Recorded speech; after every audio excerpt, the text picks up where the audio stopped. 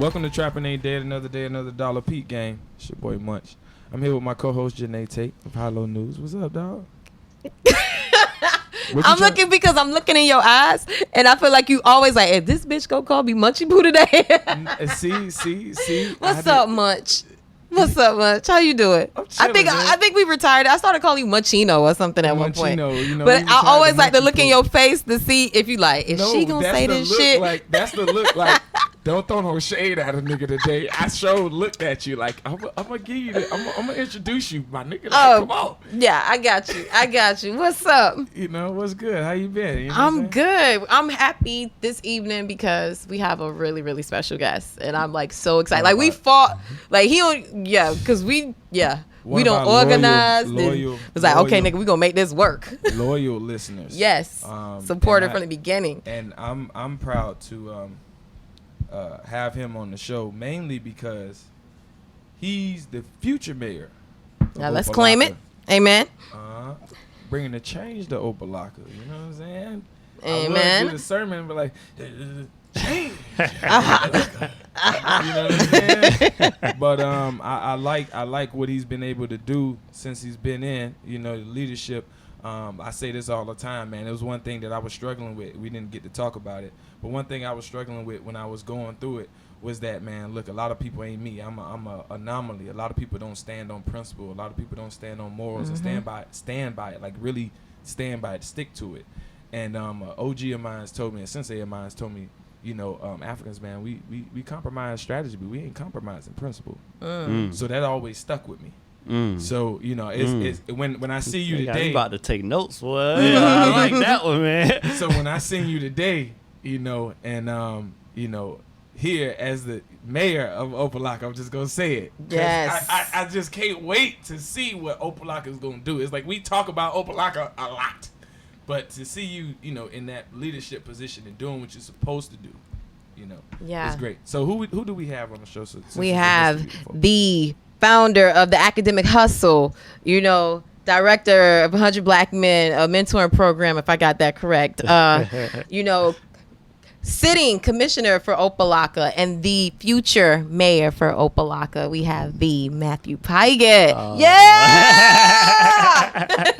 Thank you for joining us. It is a pleasure to see y'all beautiful souls interact on this spot, man. I love what you're doing. This is awesome. I'm glad to be in this space, y'all. It's real. I'm glad to be in this space. We all cheesing if y'all can see us right now. We like big Kool-Aid smiles. It's good when you got somebody that's in office that's like supporting. You know what I mean? And I know you come from the grassroots, but it's just like it's always good to like this is one of the people who listens to every episode. We shout out Reggie a lot because Reggie listens to the episodes. And the only reason I know because, you know, stats on the back end. But I know you listen to every single episode. And that's it means a lot to me. And then you help me so much. You know what I mean? I remember, short story, we was sitting at the HBCU picnic. Did you found that or did you start that? Yeah, I started that. We got his resume is long. He's done so many damn things. Like, goddamn. Yes. You know what I mean? Leadership qualities he's are there. done so much. And we was at the HBCU picnic. I think it was around my birthday because my birthday is always around that time. You said, you turning 28, man. That's going to be a good year. You're going to experience some ups. You're going to experience some downs. I say, but, you know, and every time I experience an up and a down, I said, Matt told me. Matt told me. So I got to thug it out. Matt told me. And I ain't going to lie. It's really helped me. You know what I'm saying? I'm not saying this because it's showing people think, you know, they know for a fact I don't be capping for nobody. So, you know, that really helped me get through. It was like, bruh, like, you gonna go, like Matt told you, like, what you tripping for? You know what I mean? Hey, so, that's what we here for, man. I'm glad to see y'all doing this show, man. This is important. We got to be able to tell our stories, man. It's time for us to create our own spaces for how we interact and how we see the world. And if we don't do that and we don't start here, who else gonna start it? Yeah. This is our home, man. If we ain't gonna step up to leadership, if we ain't gonna own these platforms, then what are we doing? True. That was one of the and to be honest, that was one of the main things, you know, I went through. I started this by myself on the first episode, right? With Desmond Meade, right? Yeah. See, I just met that brother, man. I heard him I love what he been doing. Yes. I'm a complete supporter of Amendment 4 and just complete restoration of rights, man, on some Hell real. yeah. And to see that brother been in the paint for so many long, years, yeah. done built the organization and been able to get it to this point. Yeah. Hey, Yeah. that's amazing, man. So much respect. I was there Applaud in the beginning. to Desmond Me. Like, respect, brother. Yeah. Respect. And the thing is, to add to it, it was like when I brought Janae on, I was like, she got high-low news. We need that. And that's so you Thank saying you. it's like we need it. I always tell Yep. her, she'll tell you time and time again. Like I'm like, high-low news. I'm gonna plug that shit every time till she Yep. believe it. You know what I mean? Because we here to kind of like empower each other, and I believe in what she's doing. Hey, Hello News about to take off. Yeah, I see it, We all man. know I God see it. I see it. It's happening. No, it is taking. It's taking happening off. now. It's happening now, yeah. Because you're putting in that work. Simple as that. Yeah. Yeah. And you've definitely been putting in that work. I want us to like start off with, introducing our listeners to who you are and like where you from, like where you from and how did you grow up? Tell us a little bit, about your background. I was born in the city, raised in The hood? Raised in the city. yeah. Take it back for a minute. But I was raised in Miramar, man. My mother. Wait, Liberty City? You were born? Yeah. My Okay. family's like right off of 61st and basically 32nd, 31st Okay. Street. Yeah, and Brownsville also area. right across from Brown Sub. My people mama come grew from up in that Brown Sub, Brownsville area. What they called it back then, Gladeview or something like that. Yeah. Well, I forget what the actual proper term, but Yeah. a lot of people come from that. A lot of prominent people come from that area. So Hey, we just love being able to park the cars when the Martin Luther King parade was on 62nd, man. Like that was what it was. It was really live. That was a real boy. I love that. But yeah, man, I was born, raised in Miramar. My mother was graduated from the West. Okay. Yeah. Graduated from the West. So I went to Miramar, man. It's been a journey, man. On some real. It's been a journey. And where'd you go to college? At Morehouse. So Study. I was African American study and psychology major.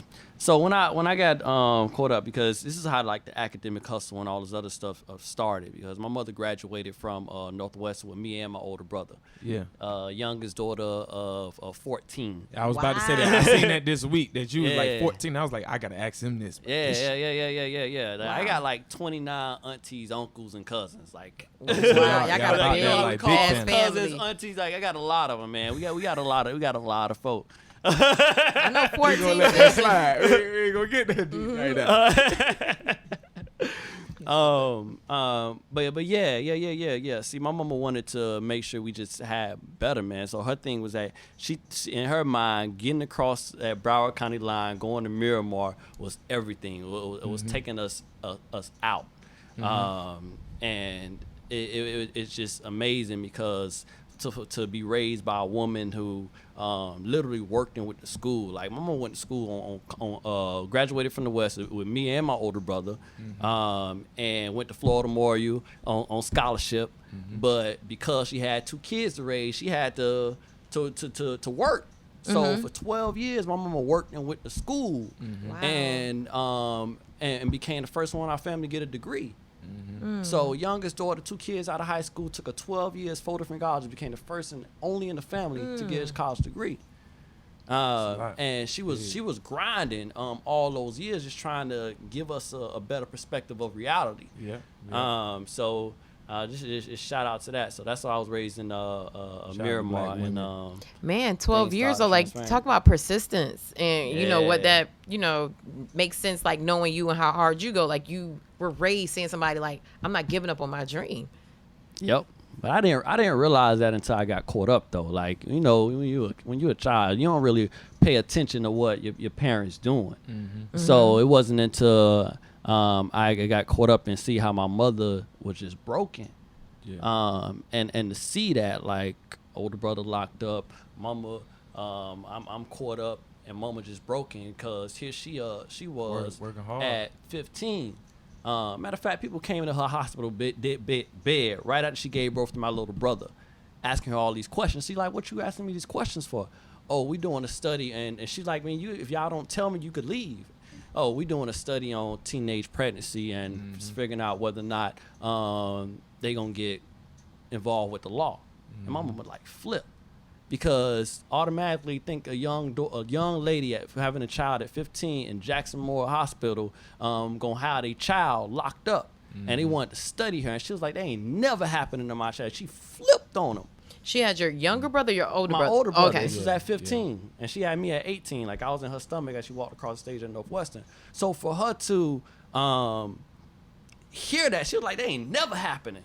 Yeah. And that's when she grinded. She's like, I'm going to college. Okay, I've got 2 kids to raise. I'm going to work, but I'm still going to go to college. I'm going to move them out of day, go to Broward to make sure things are right. And then here she goes 18 years later, even though she did all that she could to work, go to school, be first one in her family, do all this stuff, 2 or 3 of her kids get caught up. So at the time, I didn't realize how that affected, like, my actions, because you're a child. You but when you come home and see your mama broken, like, I don't know if y'all ever seen somebody have emotional breakdown? Yeah. That shit. Yeah. That hurt. Yeah.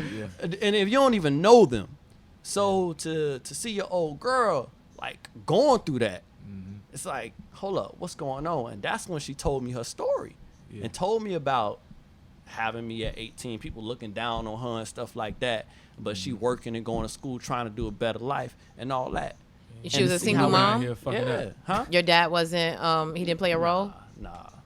Yeah, and you right here fucking up, for lack of better term. Yeah. So that's what sparked that change in me, man. Like, man, that's what sparked that change in me. And after that, man, we just had to get it. So that's how I got, just involved with like 100 black men and all that you stuff. always talk about 100 black men and how 100 black men. Yeah, like when did that come around in your life? They saved my life. Wow. Simple as that. So when my mother, she was always trying to do stuff for us. So she put us in this program called 100 Black Men. And at first, like for the first like year or two, I was like, man, I didn't really. You was like, man, I ain't with that. Yeah, like trust me. On Saturdays, you got to go all the way down to Alapata, trust me, or Overtown Houston and stuff. And it's like 20 or 30 young men, and then you got these 5 to 7 old dudes. At the time, I'm like, man, what these old bougie dudes got to say to me? Like, I was so real. And they just kept talking like, man, whatever. Like, come on now, growing up without a father, you kind of just. Yeah, no, I get it. I get that. Yeah, I relate to that. But I saw that after being there, man, and after my mama like broke, I was like, dang, I got to be the one, because here I am, 18 years later, mama broken, older brother gone, I'm caught up, and then I got a little brother. If I don't do something, who gonna be the role model for my little brother? Yeah. Who gonna put a smile on mama's face? Mama hurt. So it's like, okay, I gotta do something. Yeah. And then I go to this 100 program, and I'm recognizing that these dudes that I've been seeing for the past year, they drive nice cars. like, dude, these dudes got some nice houses, man. You know what I'm saying? So you ain't really. And I was like, you started realizing shit. Dudes? Like, who these dudes are? Like, how they doing that, dog? Like, I want to know how you making your money, bro. Exactly. I gotta be real on this. But that's real. No, that's real. No, you have to see that stuff, because in the hood, sometimes you only see people doing illegal shit. So when you see these dudes, you probably like, hold up, y'all look like y'all sell drugs, but y'all don't sell drugs. What are you doing? You got families and stuff, and I got to know them. So when I looked at them and evaluated, and I see all these dudes got all this, and the men in my family, my community, like, they barely got their own place to stay. Yep. So what's up with these dudes? What they doing that I ain't doing? And I realized that all of them went to college. And that was the same thing Mama always was talking about, but she was the only one that ever did it.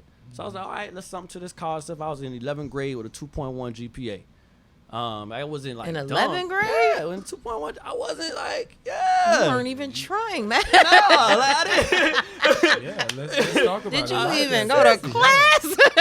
No. Barely, like, at all. And you talking to a nerd right now. Like, I graduated with 4.6 GPA. Ooh. Yeah, I wasn't that high. She had dual enrollment and shit. I did not have dual enrollment. I probably would have had a 5 if I did that. I just only had honors AP. or something. Yeah, Yeah, honors. AP. Yeah, I didn't take all that. That's what I was like, when you told me that, I'm like, 11th grade? I would have had a heart attack. But I was right in line with what you said. Because I was, at the time, I was in, coming up, I was in a group called the National Achievement Society with Thurgood Marshall. I heard of that. Yeah. So it was a pre-college program out of FIU. And some of the same things you saying about, man, I don't respect these kids. But some of those same things they taught me, utilize your downtime is something that always stuck with me. But when they had the banquet and they were talking, I was like, man, this dude don't know nothing about where I come from, know nothing. Yep. And you know what? Yep. My little cousin, and it didn't dawn on me until my little god brother, Pierre, and he was sitting there, and we was at I think it was a Trayvon Martin event. I think it was Trayvon Martin Gala, right? And I had him backstage with me working. Al Sharpton was there that year. So Al Sharpton, I think this is the year Trayvon was supposed to turn 21. So it was so basically he seen Al Sharpton, and to him he was like, that's Al Sharpton, yo, like that's Al Sharpton. The kid, they know who Al Sharpton is. So he went to roll up on him. He was like, man, bruh, he know my struggle, because he was like, and he was just so excited. He was like, man, this is the dude that understand.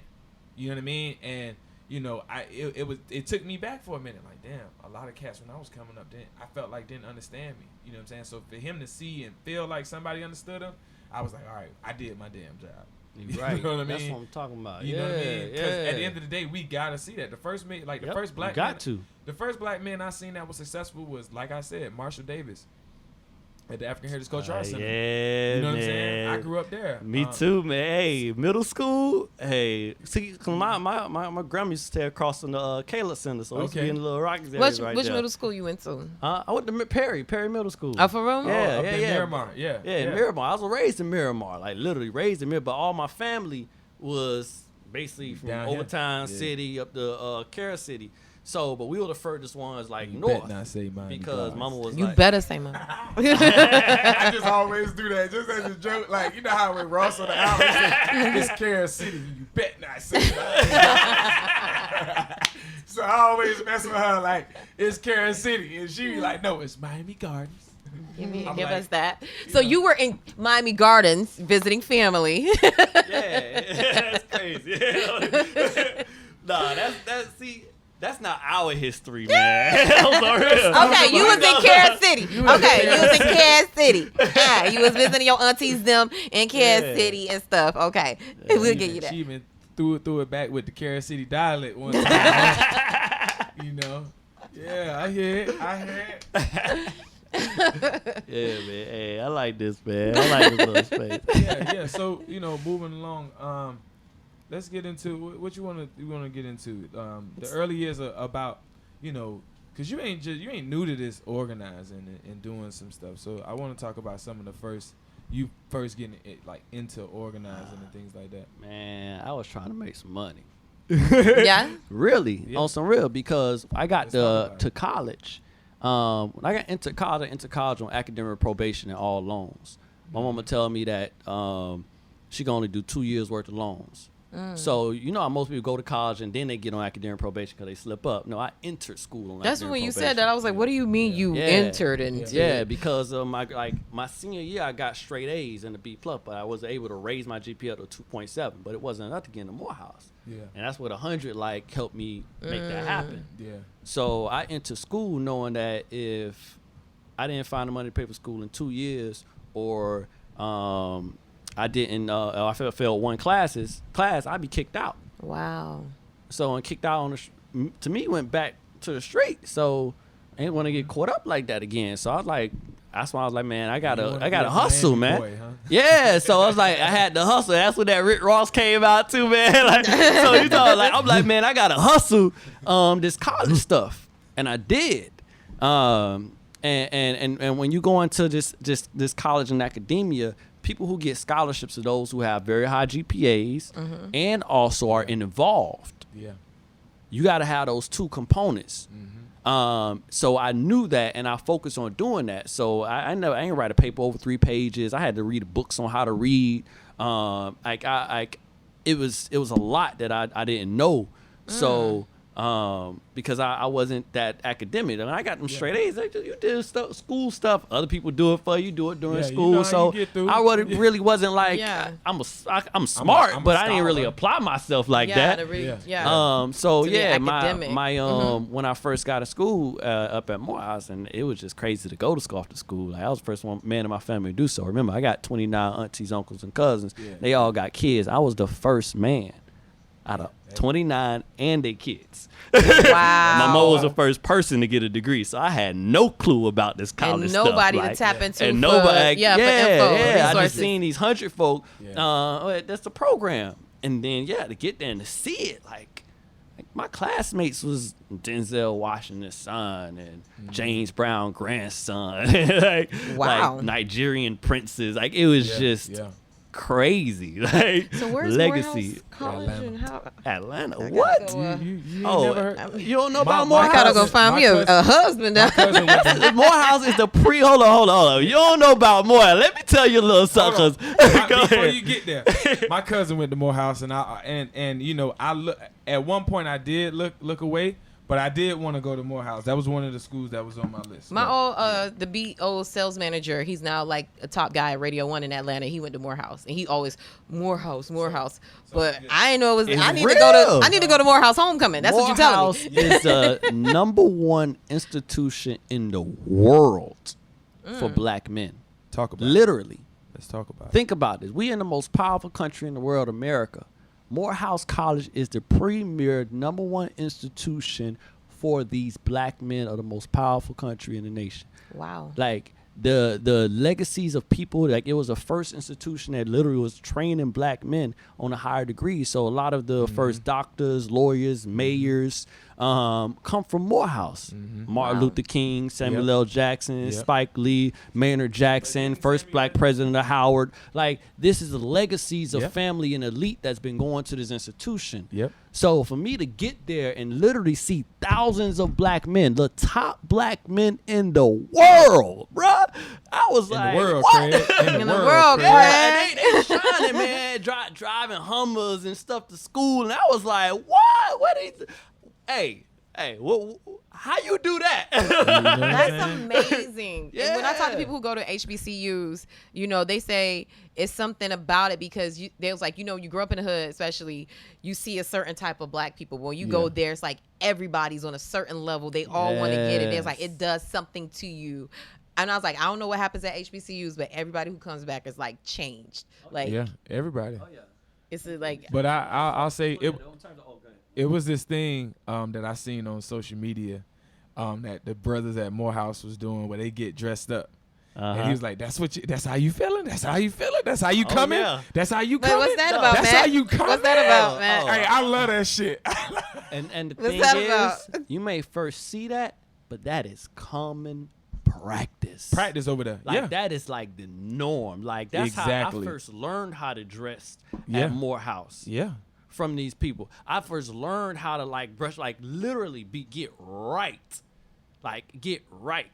Y'all dressed like that at class? They came in suits, ties. They ain't play I'm that. on that PWI, like sweatpants and a tee and a hoodie. No, not at Morehouse. You got to get right. Like, it is like suits, ties, talk right, present yourself right, be articulate, understand the news, be able to really understand this world and move. And that's the type of training, and I that's how I got into organizing, because here I am, I need to shine on my academics to get money to pay for school, and you gotta get involved. So I started getting involved in like tutoring, doing organizations and stuff like that, and being on the executive board of organizations, and then I learned how to organize. Like, did you pledge? No, I didn't pledge. Okay. Yeah, no, I didn't pledge. I mean, Morehouse was my frat, man. So really, that's the first time. I didn't know about it. I didn't know about Greek, so I got to school. My experience wasn't all that good introduction. I thought it was like a college gang, and I didn't really know. Like, I didn't know. I was like, I didn't know. All the Greeks, I didn't know. But you said you started organizing. Were you in college when Gina 6 happened? Yeah, I was in college. Can you tell us about that experience and how you got involved with that? See, so when you're in the HBCU network, you have a much clearer ear to the streets, because literally there are thousands of students from all across the nation that's concentrating in this one little area. So they know the news from back home, and you can tap into a broader range of what all black folks across the nation are tapping in. So we heard about the Agenda 6 pretty early because we had people that was out in Agenda 6, people that was involved in it. So we heard it was doing the small little marches, and it was like, we got to do something. So can we just let the listeners know like what Gina 6 was about? Like just, you know. So Agenda 6 is basically in, what was that? That was around 2006 or 7. Yeah. It was these few black boys, like 5 of them, I think, 5 to 7, something like that. Oh, 6. Because one of them got, whatever. Yeah, Agenda 6. So they basically jumped somebody on a high school fight. It was a white boy. And then it turned into having nooses under a tree and stuff like that. And they actually told them that they was going to be sentenced to almost 20 years to life for a high school fight. So you had these 6 black men that was going to get sentenced to 26 to life for a high school fight. Did they go to jail? Yeah, like they was really trying to throw the book at them. Yeah. So we did organizing, and we sent 200 students down there to participate in the march. We helped spark the media attention in Atlanta and across the nation with a march. It was in Atlanta or Louisiana? It was in Louisiana. Yeah, Gina, Louisiana. But we started the media attention of it because we did like one of our largest marches at the time, or 2-mile march to the CNN headquarters to bring attention to it. We sent 200. We raised money for the legal defense fund. So that was my first time like big organized, because this one got on national calls and was really trying to organize across the nation to bring attention to the Agenda 6. My God. So to be a part of that national dialogue and also organize one of the biggest events in the city of Atlanta, capital of the South, it was an eye-opening experience and all the interactions that we had. So that was like the first major organizing back in 2007. But I've been organizing for a while. Even when I got back home, we did some pretty awesome stuff. I mean, I see you, future mayor. While you was commissioner, one of the things I always liked was Pigatt on the block. Oh yeah. I'm a big person on. We vote these people in. How are we gonna hold them accountable? And you held yourself accountable by going out there every week. What is it, every 2 weeks? So it's every Monday before the commission meeting. Yeah. Okay. Every Monday before the commission. But I remember at one point you was doing like I thought it was like every other week or something. That's it. So the commission meetings are 7 o'clock on the 2nd and 4th Wednesdays. Okay, I get it. So that's why I say the Monday, because it's confusing if you say every other week. So that's cool. Yeah. But yeah, you was doing that. And I remember one of the first situations. I remember reaching out to you, or letting you know about a situation. I think this was in the Back Blues or something. I can't remember where it was. We've been having some. Yeah, but it was about Opa Locka. Y'all want to start talking about that? We gonna get into it because a lot of people ask me questions. A lot of people ask me questions about Opa Locka, and I'm always tagging you, or tagging Kelly, or tagging somebody like you and Chris or whatever. Like, yo, you know what I mean? You and Matt, like tag Matt. You know what I mean? Get it done. You know what I mean? Yep. So yeah. So what y'all want to know about Opa Locka? So you're organizing Opa Locka. You organized like one of the most successful campaigns, I think, of a young person running an Opa Locka. Yeah. And then you became, commissioner, to everybody's like, oh my gosh, this could be some new hope. So you breathed new life into new power into Opa Locka. So we see you organizing there. Like, how has it been, just trying to fight some of the woes of Opa Locka and getting residents organized and fighting that old power structure? Oof. I know it's a loaded one, but just let us know. Let us know. Start where you need to. Let them use over you. Here. Just let the people know what you're battling with, so we can get the rest of us on board and back you. You know what I'm saying?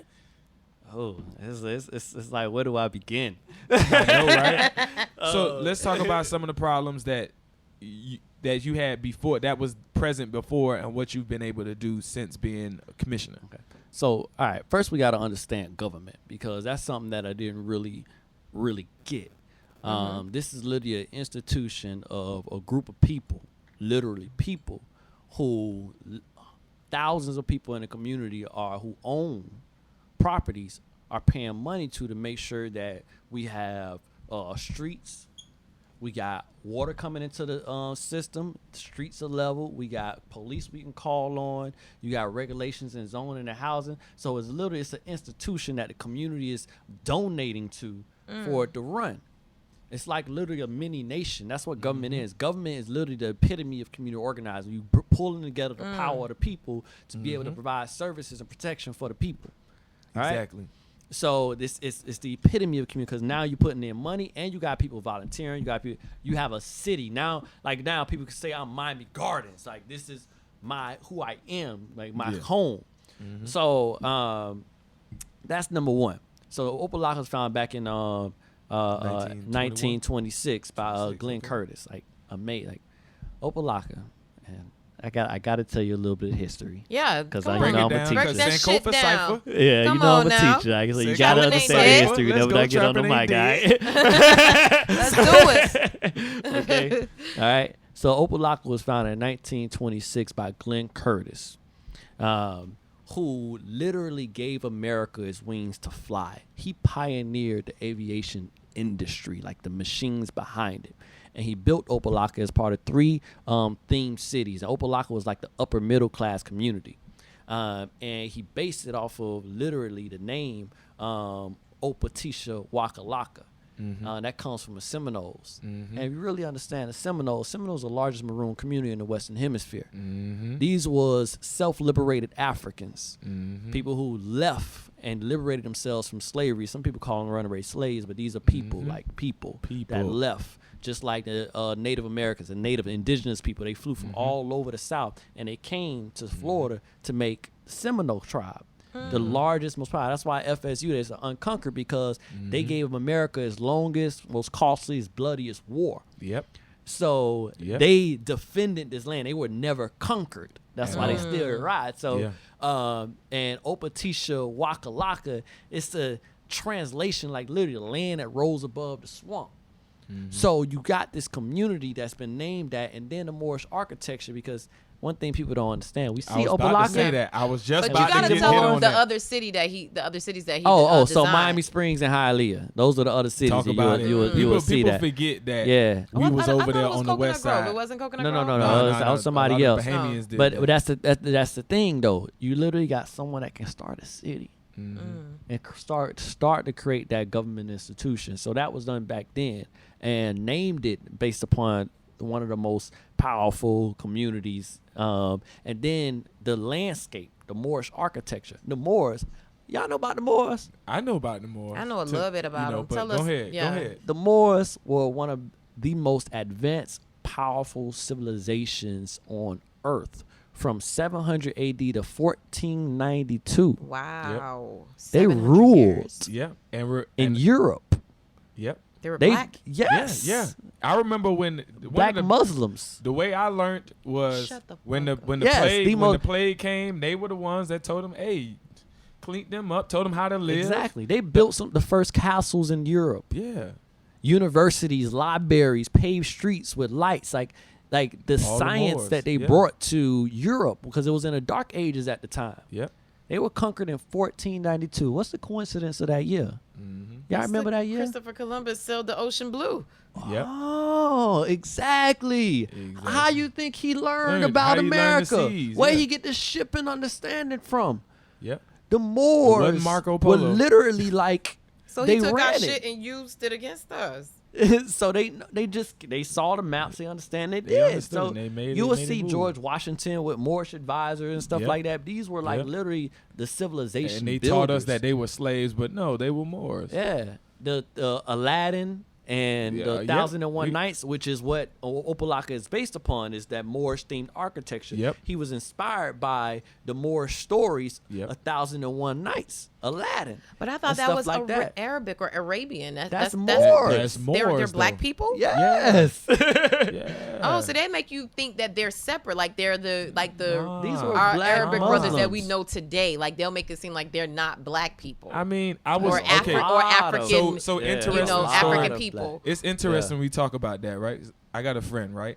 That because I'm back at Dade, Miami Dade, going to school, and I got a friend in my class named Atule, Okay. and she's from South Africa, right? And we was just having a brief conversation about history, and she said it's interesting that both in America and in Africa they don't teach you anything before colonization. Exactly. And I was like, yeah, that's but you have to learn on your own, and it's like when we sitting up here and we're like talking about the Moors and different things. These are things I did not learn in school at all. These are things I really had to read about. My uncles and them was trying to teach me about. But I did not learn this stuff in school at all. Growing up at the Cultural Arts Center, like somebody would come and give me the knowledge. Yeah. And that's why when I came back home, I started Sankofa Cypher teaching Black history at the African Heritage Cultural Arts Center. It meant for me to do that. Like I had to do that because we are so clueless to how the world was before colonialization. Like and how much amazing and that's why it's amazing that Opa Locka is the capital of Moorish architecture in the Western Hemisphere. Wow. So our landscape speaks to that Black power, Black pride, and all that stuff. It even explains why aviation, like the Opa Locka Airport, and why Florida Memorial has the aviation program. Like you said, I didn't never know about the whole Glenn Curtis story. I knew about Opa Tisha Waka Locka. I knew about 1926, but I didn't know about, and I knew about the Moorish architecture. Because you could see it. Yeah. But I didn't understand where the aviation part of it came in. And that was the missing piece. Yeah, he built his own airport. It used to be because the canal used to go all the way out to the ocean. Yep. So it used to be a marina right there. So you had the airport and also a marina where they can just go literally right out to the ocean. Yeah. So it was an upper middle. It was an upper middle class community. Yeah. Wow. Yeah. It was back in the 70s when things started to shift, when they ran I-95 through Overtown. A lot of Black folks started to immigrate, and that's just urban things. So you had literally urban, the suburban. Nowadays they call it gentrification. But communities move all the time. So Opa Locka was a white community. Yeah, it was a white community. Yeah, definitely. Up until the 70s. Yeah. Wow. Even Carroll City and stuff. Even Carroll City was white. About that, but I ain't know Opa Locka was. A lot of them didn't move north until they got them up out of there. Yeah. Everybody came up out of Overtown. If you called it white flight. Yeah, it was a white flight. Yeah, exactly. More than 8% of Black folk move into somewhere. They gonna take off. Yep. So that's even that's what my happened. Area, Central. You know what I'm saying? That was Central was a white school. I could see that because some of the houses over there are kind of big by Central. Yeah. Yep. Like on that lakeside, And in Opa Locka, there's like it's a weird thing. I'm sorry, you got. It's like really big houses on one side and then little houses on the other side. Well, Big Ike. No, I know Big Ike, but you can see a difference in some of the architecture. From one side, like what is that? Like 22nd Avenue. Those houses are much smaller than the houses over there near City Hall. Yep. Like it's almost like was that the one was the black side, one was the white side. Yep. Wow. Exactly. So it changed back in the 70s, but Opa Locka's brought in our community, man. Like, what are the thoughts that come to mind when Opa Locka? Because I'm like, what are you gonna do to restore it back to its greatness? Been like that, right? I don't know Opa Locka to be nothing else. I ain't gonna flex, man. I gotta bring somebody up that was big. It was okay. And this is when I knew like Opa Locka, or somebody that I learned a lot of what I knew from the Dope Boys and what they was doing. So seeing Brownlee like riding the bus on the 17 and then going and seeing Ruby and Gene in home style, I was like, nah, this man run shit. You know what I mean? Like, so and Big Ike, and I'm big on, like, I'm not going to talk about Big Ike and what he did in the streets, but Big Ike was construction. You get what I'm saying? He built houses. He had big construction contracts. And to me, I always tell people, like, when Big Ike went down, he took a lot of our seasonal jobs and a lot of cats that was making that little cash flow in between time and cleaning that money. Like, that was because of Ike. Ike was putting them on them contracts. You get what I'm saying? And I look at it, man. And I look at it from that angle, like what they were doing. You feel me? To feed the neighborhood, like it was drugs or whatever. But look at what Ike was. They were different type of dope boys than what we got type of hustles, today. You know what I'm saying? Like they didn't just trap for fame and look at look good. It was like, no, we literally doing this for our community because it's not what it's supposed to be. We just had to hustle, man. Or even let's talk about when before like Northside, Bo and them, Bo Diddley, and a couple of them gangsters had bought up had a club. Miami. It was like I forget what the name was, but they had a club over there. In Opa Locka? No, in Northside. But I'm They just did saying, have a club. yeah. So it's just like, you know, I look at, that's how I learned, like literally being infatuated. Like I seen Bo when I was like a jit. You know what I'm saying? When Alex Pinellas came in the beans and came and got him. I tell people all the time, that's when I seen real power. I knew like, nah. I ain't trying to be no politician. I'm not trying to be him, but I'm not trying to be no politician because he got some type of power that ain't nobody else got. You feel me? Real. That you brought the mayor, you made the mayor come and get you in a bulletproof vest alone. He had to come himself and arrest you.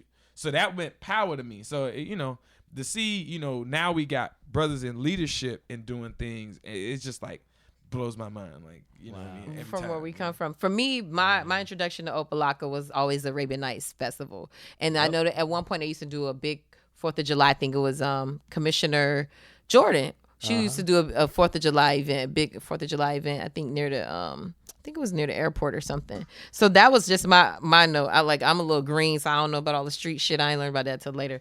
But for me, like, what are you doing to restore Opa Locka back to its, you know, its greatness? Like, to hear this rich history. Like, what are some things that you want to do as mayor to get you guys back on track? So we are in serious condition. We're literally at the lowest point in 92 history. We're in a financial crisis right now. We're going through a recovery. We got the state involved. We have to do audits of our finances. So when we talk about doing new ideas, like, you got to have funding for that. And for literally decades, we have basic infrastructure projects with our streets and our water system that is almost deteriorating, just almost non-existent. It's bad. You got sewage in the streets. So for a city whose property ad valorem tax revenue only $8 million, and you literally got one project that costs $7 million for just a small little street, it's going to cost a lot to be able to set it up. But that's because for so many years the people in power have been neglecting these things and making decisions that wasn't financially sound and wise to ensure that the very basics are together. You know how you got a house, you got to make sure that your lights, your water, and the rent and stuff is paid. These are basic things. Yep. So as a city, yeah, exactly. So if you gonna clean money, at least take care of the people. And that's the thing, and that's what we do. So that's been happening. So right now we in this crate where we got high infrastructure problems. So what we need to do at the end of the day is set the city straight. Basic things. It sounds expensive to fix, Matt, though. It does. It is. It does. It is. And that's the crazy part about it, because when you really look at the numbers, like, and I look at these numbers. I work with $1 million budget, so I can understand this.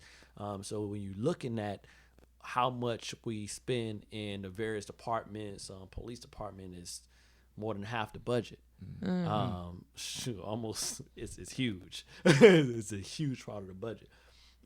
So to see how that money is laid out and to see what we need to do to fix our streets, we're in a position right now that we have to go to the county and state to get investments and get loans to take care of the properties. But because they've received so much money in the past and it's still so messed up, the relationships that we have with the state and the county to be able to get the assistance that we need has been frayed. So we need new leadership that can step up and show that the past is done, it's over with. All right? We need to be able to make sure that our people are able to walk down the street without having to walk through water and sewage and stuff like that. They can have water that's literally, you can get an accurate water bill. Where you know how much water you spend, there's no leaks and all that type of stuff. So there's some basic things we need to take care of as a city, and that's what I'm about, and that's what we got to do. Let's handle the basics. It may not be looking all pretty, but we're literally saving people, like thousands of people's hundreds of dollars in cars and water. So this is really helping the community if we make sure that the basics are fixed. There's no glorious innovation gonna happen in Opa Locka over the next few years. Right now, we got to make sure the basics are taken care of. So one of the things you pointed out was ad valorem. I hope I'm saying this right. Valorem. Ad valorem taxes. Talk about that and talk about this charter, because it's a unique charter that Opa Locka, has. It's not too unique. All cities have a charter, which is a founding document that details the laws and organizations of a city and makes a clear connection with the state and the county that we are a city. We're going to collect our own property taxes. We're going to do what we need to do. And when we say we're going to collect our own taxes, property taxes are ad valorem taxes. So we're going to collect this, and it's coming to us. All right. So that charter was with the state of Florida. Yeah. So it was, and if we get, I guess, many people that's in this annexation, 50,000 plus one, then you're able to get access to a little bit, some more funding and more just more access to some things. But that's the relationship of a charter. What was the other question you said? No, you answered both. Ad valorem taxes. Ad valorem taxes. Yeah. So that's just how it's, So Opa Locka city is doesn't run. have a special charter, because from what I thought it was, it's like that you is a guys. charter. Like, it's a charter. Every It's city just that has it's a with charter. the, It's with just the state of Florida. The state, because when Miami-Dade got incorporated, Exactly. Now all new cities will have a charter with Miami-Dade instead of the state of Florida. Oh, so you guys There's have a level charter charter with the with the state of state, Florida. and other cities have a charter Yeah. with the county. Exactly. Oh. Because they were formed. And that's After the cities were fact. formed. Exactly, and that's it. So it was basically grandfathered in. Exactly. Are there it's no not other that cities big. like that? There's a few. It's a few. Yeah, there's a few. Yeah, there's a But, few. yeah, So that that's was why one- people think when they say unique. Yeah. But it's a government. Literally, people are paying money to this institution. Another thing, and I know that you coming on here educating us on a lot. Yeah, Yeah, see, I'm a that's teacher, good. man. And you're teaching, So- but, and it shows in your leadership, right? Because one of the things that I swear I reposted like 1,000,001 times was when we had the city manager. I loved how you broke down the role of the city manager and the city manager and in relationship to your job as a commissioner. Exactly. You feel me? Because that let people know, like, look, we're a representative for you, but the city manager is essentially, I think you said, the executive director of Opa Locka. Exactly. So It's like a board, like it's a like nonprofit. exactly. Yeah. So are some of those things when you become mayor? And I'm just I keep saying this because I just believe that my dog gonna be mayor, dog. Yes. It's new They need it. energy, you know what I mean? In Opa Locka, like everybody's talking about it. Like we need to get these brothers in there. You know what I mean? Mm-hmm. And change because it's depressing, dog. Like I done been, I done came up there a few times, and I'm just like, why y'all want to get rid of the city manager? Why y'all want? Why? Wait, Like, Matt, can you explain this? Because I feel like every Let's talk fucking about month it. it's like, what's Matter wrong of with the city manager? Why y'all trying to fire him again? And matter of fact, before we get into the city manager business, let's talk about something that everybody been asking me about. Club 24. All right. What about Club 24, man? And you see how he going. He's like, what about Club 24? But we talked about Club 24, right? Yeah, we talked about it on the podcast. On the podcast. And one of the things that, and we go back to leadership, principles, ethics, morals, people standing on that. Mm-hmm. And one of the things I always, I commend you for is that, and it wasn't just you know what I'm saying? There was a lot of people that had to come down and vote on it, but somebody had to be like, look, this ain't right. So explain that whole situation a little bit and to tell the people so we can inform people of why like we had to shut that thing down. Basically, a business opened up without going through the proper procedures.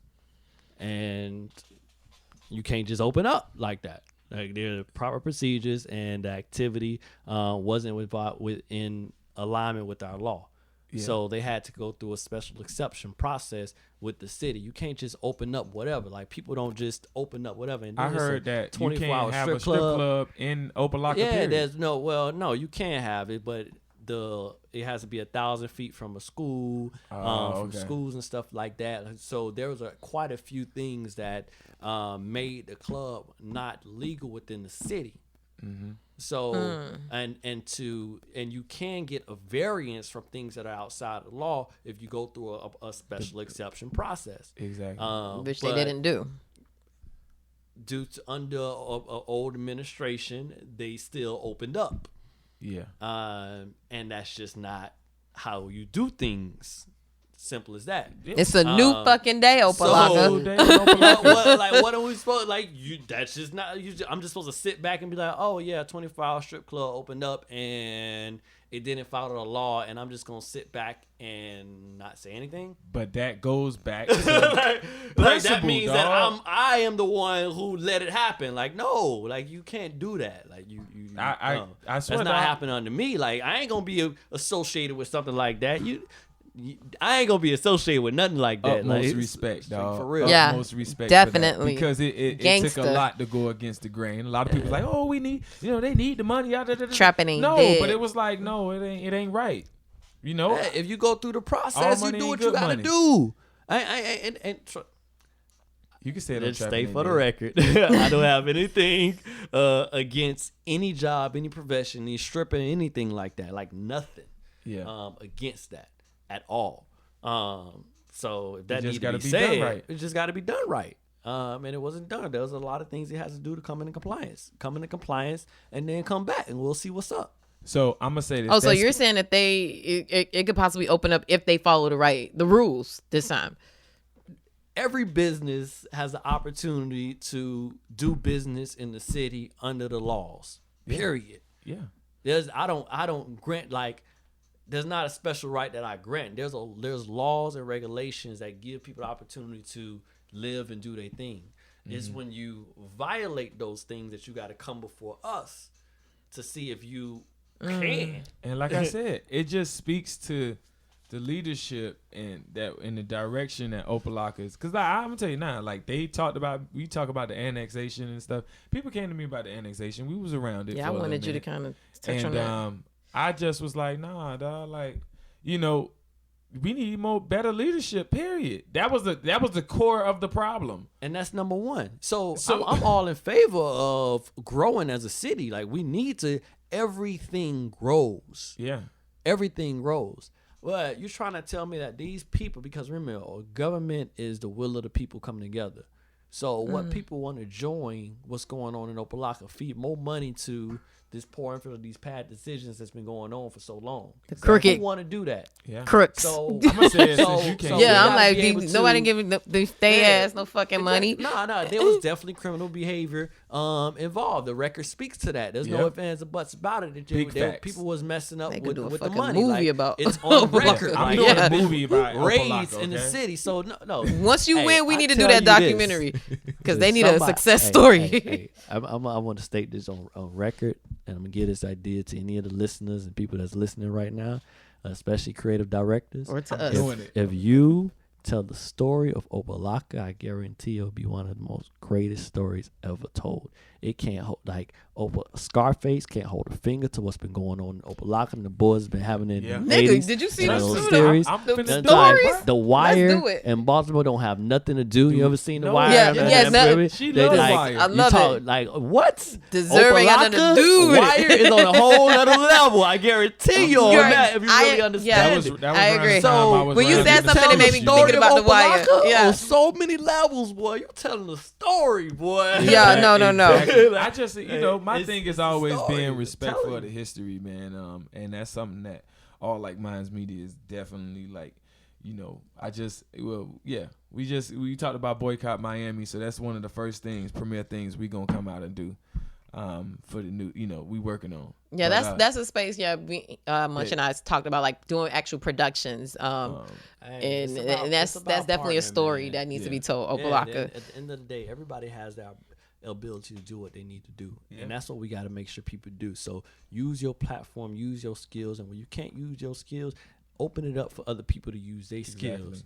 And make something happen, because that's all. If we all assist each other by being able to, I'm over a city. Like I got things to do with the city. I got to teach these kids about how to get on the academic hustle, the Black history. That is what I'm doing. That is my space. And what is the academic hustle? I'll get to that. Y'all over here in the media, you're able to set a platform for people to express ideas, and those things work together. So I need to be able to communicate things to people. So for you to have a platform where you got a group of people, a population of people listening to you, that gives people the opportunity to share. It's a platform for the community. So we need those for our community because we don't have enough of them.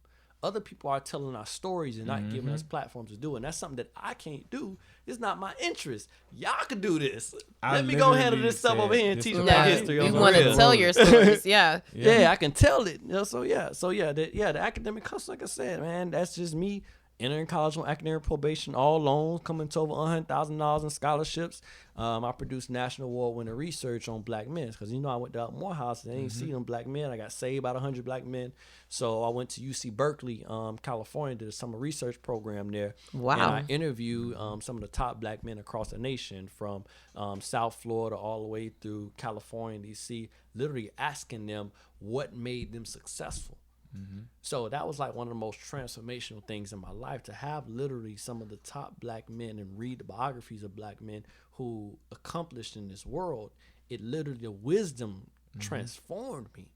So here I am at a top institution for black men, doing a top research program at UC Berkeley on black men, and then I won a national award for that. And then I did another one on high achieving black students, so black male students. So I had all these brothers, like I'm talking about people that was going after Rhodes Scholars, Fulbright Scholars, Olympians, some of the top students in the nation. At Morehouse. So I learned about their strategy. So I took what I learned from my national award-winning research and my personal transformation and put it into this system called academic hustle. I used to teach it on campus because I used to tutor. That's how I kind of started off. And then I drilled into my little brother. He got like $250,000 to go to school. Wow. He went to Morehouse, and now he at University of Michigan. And got over $80,000 in scholarships, and that's the #1 dental school in the world. So he got a free undergrad degree and doing his thing in dentistry. So that's like, now we gonna have a doctor in the family. So I took what I learned from my personal transformation. Like my mama, like literally, she was that. Remember back at like the first, first in the family get a degree. Two kids coming out of the West. Two kids got caught up in the system, and now she got two Morehouse men. So to see that transformation from just us two, we took that research, put it in the academic hustle. I started off teaching it in schools all across Miami-Dade and Broward. Got recruited by Dr. Artis at Florida Memorial to implement it there. Was a scholarship coordinator there for 2 years. Helped thousands of students get money. And I've been teaching it. So we just got the book coming out November 15th. You can pre-order it online right now. Yes. It is literally the #1 new release in college and financial aid on Amazon, the top bookseller in the world. And that book stepped up, and it took me 10 years to write that thing. I'm so proud and happy that thing finally out and here. Yeah, boy, get the academic hustle, man. I'm telling you, y'all need to cop that like right now. It tells the story of everything. I'm telling you. Yes. And it literally, it's our ability, it's the wisdom of literally hundreds of students and black men, and the wisdom that have achieved in this world. And it's the science of high achievement. How to, after you graduate, how to make sure you got steady stream of income in a career by getting scholarships, fellowships, jobs, and taking a program so that you can build a career. So it's teaching my people the things that I didn't know that we can do to make sure we make money in this world on a consistent basis, doing what we want to do. And that's the academic hustle. We figuring out how to develop our career. Exactly. That's something that's so needed because I remember, I remember coming up, I got denied by 15 schools. But what? I think I told you. I said this shit on the show plenty of times. You do, but now that really just hit me just now. Like I got denied by so many schools. But to Matt's point, I wish I would have known about some of the things that's been helping me lately. Some of the things that's been helping me lately is those fellowships. So we talk about Be Me, Be Me changed like subtly changed my fucking life. It made me look at myself as an asset because for so long I was like, I'm just out here doing what I do to make me happy because I'm dealing with some mental health shit. You know what I mean? And to sit up there and like now, I went to I had the Radical Partners boot camp. I was in the Radical Partners leadership Neighborhood Heroes Leadership Lab boot camp. So going through these different fellowships, and it's not always about the money, but it was about I didn't never have the mentorship outside of African Heritage Cultural Arts Center. So I knew I what the power was, but I didn't have that. And so like like when I got to be me and I seen that it's some brothers who like, nah, everybody ain't bougie, everybody ain't on that Talented Tim bullshit. True. Yeah. You know what I'm saying? And it made me sit back and say, you got to change your outlook on life. Yeah. Period. Exactly. There you go. You know what I mean? You got to change. Like, the world is not against you so much. It was brothers like Mario who would always call me, or Malik Benjamin. You know what I mean? Like, imagine you got somebody like Mario Bailey, like, who's a fucking lobbyist. You know what I'm saying? He's like, I love Mario.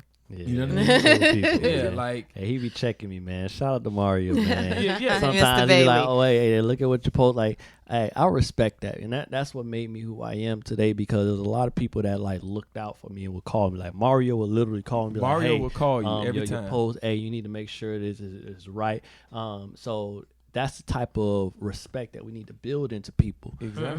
To be able to teach that, man, because that's what made me who I am. The Amendment of the 100, Black men and Morehouse, they taught me and told me how to move and operate in this game of life. Yeah. And we need people that can check us and tell us those things. Those That's things, what mentoring is about. I'm a firecracker. You know what I mean? I'm a wild boy. You know what I mean?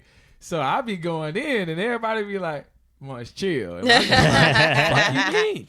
You know, that's the first thing. So a lot of times, to have Mario or Malik, or sometimes having somebody that you can go to. Like, I can go to Ben and talk to Ben. I can go to Malik. I can talk to them. I can call OG and talk to him. I can talk to Weber.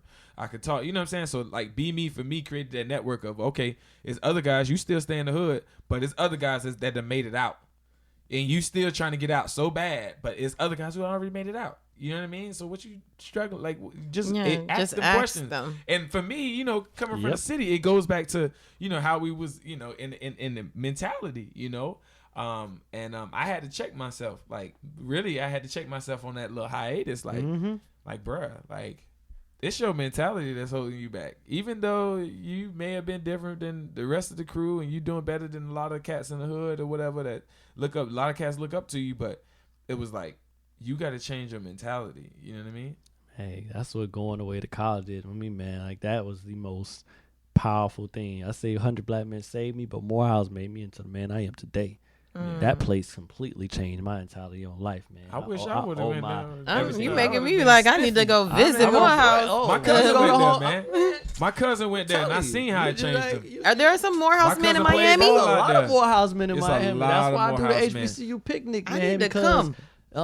Morehouse is just one of many HBCUs, man, and these are schools that literally create some pretty awesome people, like, that's been making moves. Yeah, like, the if you look HBCU around network South is Florida, literally the most powerful network of Black folks in South Florida. Yeah. On so many levels, man. You got mayors of cities and school board members and future principals governor. and teachers and all these people are literally future governor that come from Yeah. HBCUs. I didn't even know Dr. Gallen went. Did he go to FAM? Yeah. I didn't even know Dr. Gallen went to FAM. Yeah. I forgot. I thought he went to FIU because that's the school he talks about a lot too. But I don't know how I forgot he went to FAM. FAM though. Yeah. So I'm sometimes surprised when I see these people, like you said, in these positions, and they went to these HBCUs, and I'm like, damn, these HBCUs be putting out the top. I mean, when you look at a lot of the top people, Jill Tracy came from Flomo. Oh yeah, You and we know always what I'm sleep saying? on our own HBCU here in South Florida. Yeah, so, Oh yeah. you There are a know, lot of people that come from HBCUs, man. Like, so many people. Like, from Dorothy Bendross Mendengal, to so that's that. Oliver Gilbert, Mayor Oliver Gilbert. He went to Flomo? went to FAM. Oh, FAM. So yeah, who else? You got? I know. Man, I know we got Alexis Brown that went to Hampton. Yeah. Candidate Chris. Reggie Leon went to Flomo. He was running the Miami Okay. Gardens. Yeah. Richard Wade III. He went to- he went to Flomo. Oh. Jessica. No, not Jessica. Melody Miller, Josh Jones. You got Isn't Steve he- Johnson, Josh Jones, president I of don't know. 100. Lawyer. Wanna husband. Black men. Yeah. Oscar Braden Sr. went to Tuskegee. Felicia Wow. Robinson. Quay went Felicia to Robinson, Tuskegee. Councilman Felicia Robinson went to Tuskegee. Yeah. You have, matter of fact, on Miami Gardens, you got David Williams, also FAM, the Sonia Dickens, the city attorney, she's Spelman. That's a HBCU board right there. So most positions of power, as you look around, even in teachers, from the principal of Carroll City, like there's so many HBCU graduates that have been doing prominent positions. Well, you're gonna be the Bill next Diggs, one. Like it's a lot of us, yeah, it's my dog, the mayor. Yes, Opa Locka. Opa Locka. Yeah. Will you be the youngest mayor to run in Opa Locka? No, actually, that title goes to Willie Logan. I'll be the second one. Yeah. Yeah, Shout out to Willie Logan. Opa Locka CDC. Yes, yep. What's? Exactly. Do you mind telling us your age? 32. Oh yeah, you're young. So he was what, about 20 something? He was, I think, 23. He was like the youngest mayor in the nation at the time. Yeah, that's Wow. something. Yeah. 23. So yeah, when I get elected, I'm the youngest elected make official history. in South Florida right now. Wow. So yeah, I'm the youngest elected official in South Florida, and I'll be the youngest mayor in South Florida come November 6th, or when I get sworn in. So yeah, it's pretty Man. serious. All I'm saying Man, is, early I don't pray often, but I've been like, please get mad in there, dog. We need Matt in there, dog. I swear to God. Yes. I swear to Jay, I just been like, we need Matt in there. I've been going to everybody, like literally out of everybody, we said we was gonna talk about this. The damn poll workers. Lord have mercy. I hope you ain't got no aggressive ass poll workers, Matt. I can attest. I don't even go up there like that, man. I can attest to Matt's. What happened is, okay, so it was a brother that was working up there on behalf of like just the city of Opa Locka, period. So he was doing everybody that pretty much was in Opa Locka. But I seen a lot of your people there today. And they weren't aggressive at all compared to everybody else. Like they was just like, have you voted? Point. You know what I'm saying? It was like, no, don't do all that. Like just let people know what the issues is, what's going on. Like I tell them, no, like, look, man, Matt Pigatt, I know who that is. You want me to show you a picture? Like, I know, so don't be out here acting stupid because I'm gonna asking me tell. all these questions. You know what I'm saying? But you had some cool people out there, Matt. So that's good for you. Always, man. I'm always surrounded by good people, man. That's how I operate, man. It's about spirit, man. You got to make sure you have good vibes, all the way through and through. So yeah, I got some good people up there, and that circus, man, it's crazy because that's when money gets too much involved. Like you got literally a lot of people just. Yeah, exactly. It costs money. Like it costs money. You got to literally pay people that can take off 2 weeks to work for not that much money.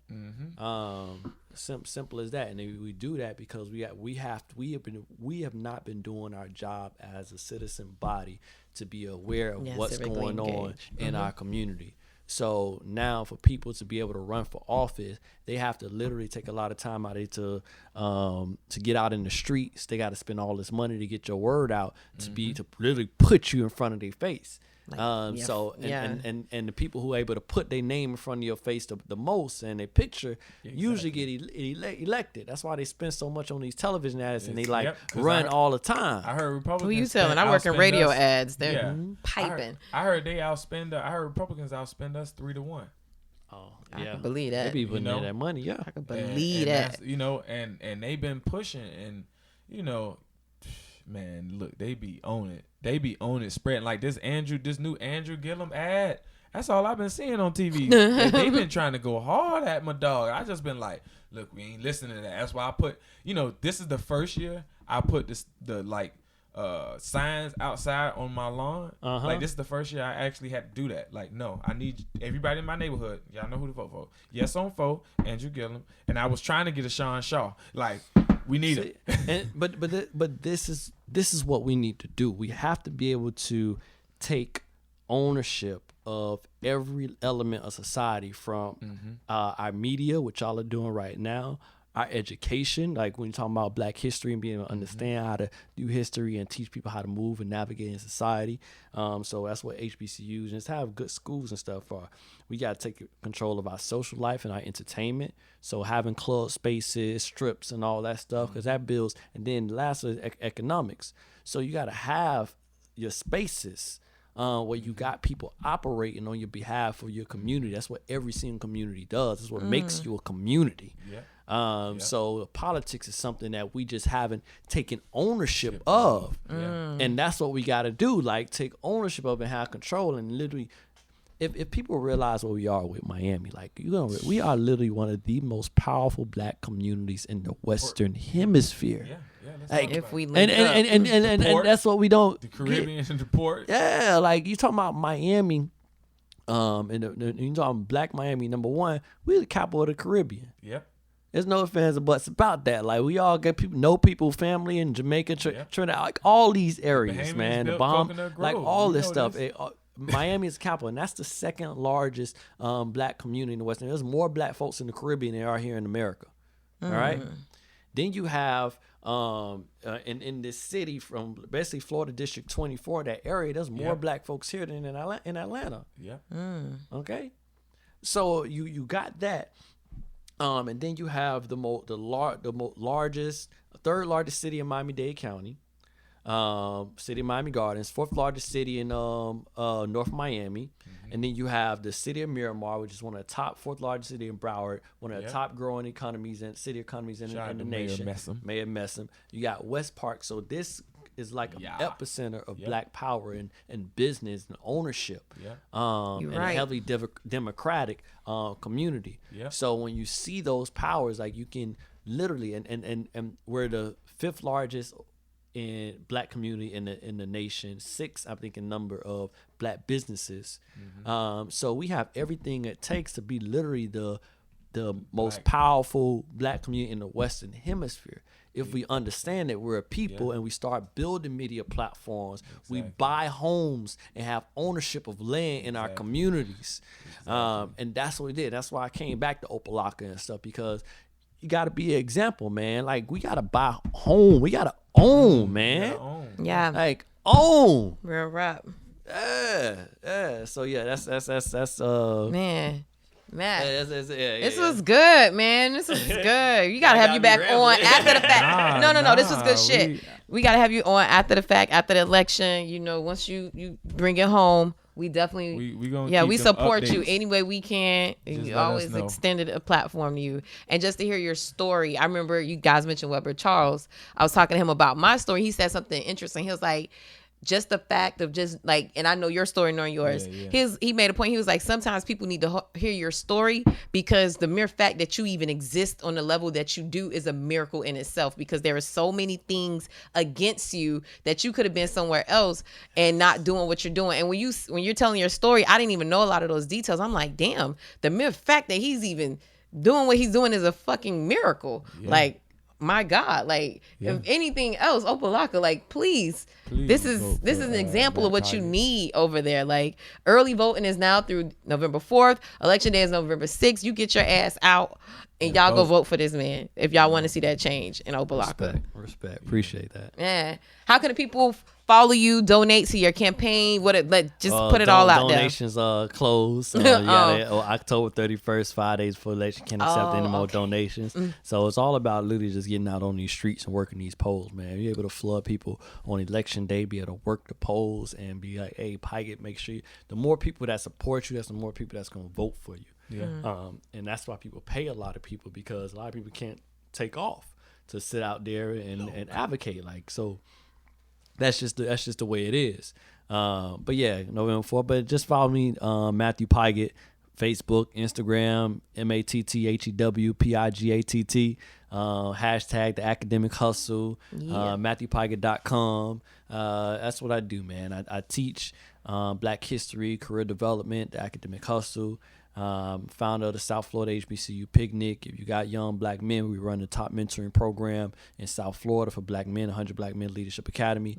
That's what I do. And we over Opa Locka, and we making sure this community of 4.5 square miles, 16,000 residents, $36 million budget, we able to determine our fate in this world. So that's what I'm about. That's what I do. I really appreciate y'all for making this happen. Like, cause trapping ain't dead. Like my video, we doing this, man. High Low News. Let's make this happen, man. This is our community. This is what we supposed to be about. This is what we do around here. So let's shine, y'all. I appreciate you for letting me have a little mouthpiece on y'all space. Thank you for inviting me. We appreciate you. We love you. Munch, how can the people find you on social media? Machiavelli_Munch. All Like Minds Media, man. Just tune in to All Like Minds Media. ALLLIKEMINDSME. DIA. What about you, Janae? Thank you, baby. You guys can find me right now. Like I said, I'm pushing the blog. We got some new stories popping. We're gonna have a story out about Matthew, a profile as well. That's HYLONEWS. That's on Facebook, Instagram, and Twitter. And you can always follow my personal page at Janae Tate, JANEYTATE. And we're gonna put the info in the comment section. So y'all follow. Good night, y'all.